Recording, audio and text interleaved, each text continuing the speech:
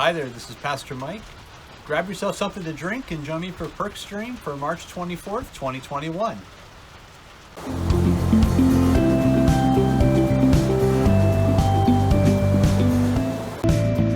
Hey, I'm really glad that you've been able to join me here.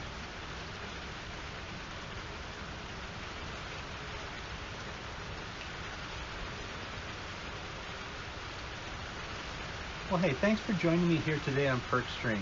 Glad you could join me here in the backyard on this rainy Wednesday.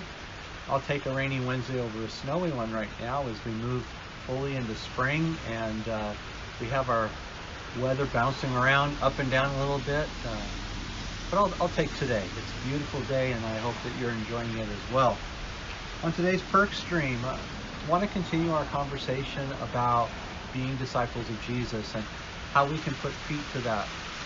Some of that is going to start with a very simple conversation. How are we immersed in Christ? Also, share a little bit about the associate pastor search at the end of this time. So I hope that you're encouraged by what I have to share. Last week I started talking about how being a disciple means sharing in the life of Jesus so we can share the life of Jesus with others. And this is sort of a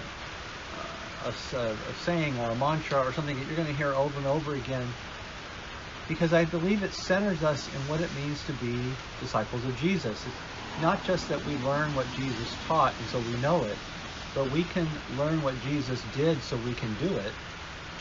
And that's in keeping with his commands to go and do what he asked us to do, and that is make more disciples. In fact, the making of disciples is the way we know that we are ourselves being disciples. When there are more of us because we've helped somebody else along the path in sharing the life of Jesus. So to be a disciple, then, how do we go about doing that? And I think it starts in this: the desire and the willingness to immerse ourselves in the life of Jesus.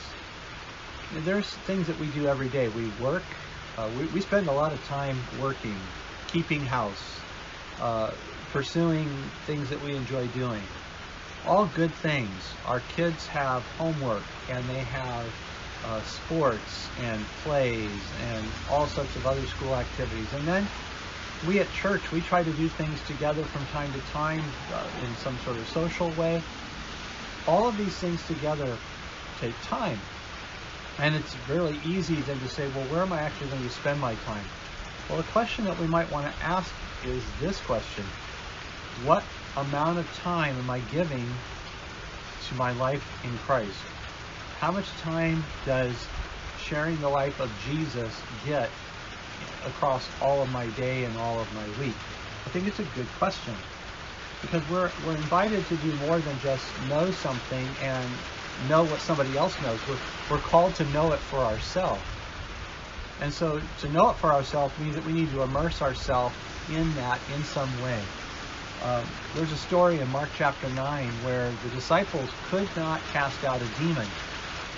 And Jesus comes down and he kind of lights into them, saying, "Oh, perverse and faithless generation, how much longer am I going to have to stay with you?"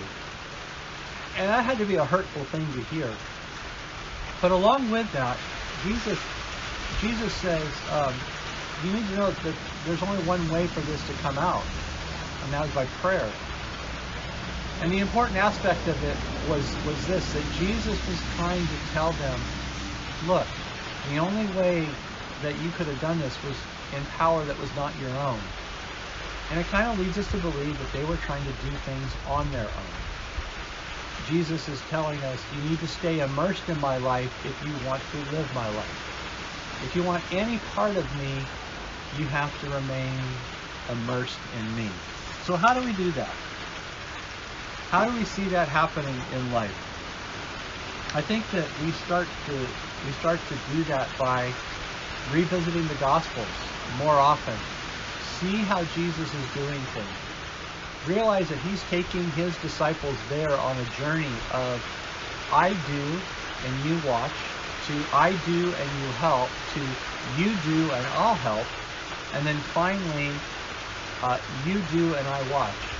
In other words, he took his disciples on this path around this square where they learned to do what Jesus is doing, and then they will do it in his power. They were immersed in him and his ability to do it. So the question is, are we willing to go to that length? When we read the gospel story, are we disciples who are learning, or do we find ourselves looking on with the crowd, and we find ourselves saying, well, that's great for the disciples to do. I'm just going to step back here and see what happens. Or do we find ourselves sometimes as the opposition to Jesus, digging in our heels because we're not ready to do things his way? That might be an unsettling thought. That might be something you go, I don't want to think about it that way, but I raise that because sometimes when we step into a story, we like to think we're in the best place, when sometimes we need to admit, we've got some growing to do. I know that sometimes when I'm reading a gospel story, I realize, I'm not where I want to be in this story. I'm really fighting against God at this point. Well, the question is, do we want to immerse ourselves in Jesus, and do we want to be disciples that will do what he is doing so that others can share in the life? Because ultimately we share in the life of Jesus to share the life of Jesus with others. And we'll know that we're being disciples when more disciples are being made around us. So, immersing ourselves. Where am I in the story? And next week I want to give us some other ways that we can begin to live out the gospel so that we are living the teaching that Jesus has given us. And then from that, what we can do is, how can I then invite somebody else to share in the life of Jesus with me? So that's our encouragement today as far as being disciples. In the life of the church, the Associate Pastor Search Committee is now beginning to interview some prospective candidates for the position of Youth and Family Ministry Pastor. Please be in prayer with them as those interviews happen, as we narrow down the field to a prospective candidate here, hopefully in the very near future. Remember that April 11th is a day to celebrate Charlie and Janet Ness. We hope to have a wonderful worship service in the morning, and then that afternoon out at Butter Valley Golf Court, enjoy time celebrating over 50 years of ministry for Charlie and Janet. So make sure that date is set aside for that celebration. I hope that you have a great day. God bless you as you swim in the stream of Jesus' life, and that you immerse yourself in that stream so that you can live out the life that Jesus is putting in you. God bless and have a great day.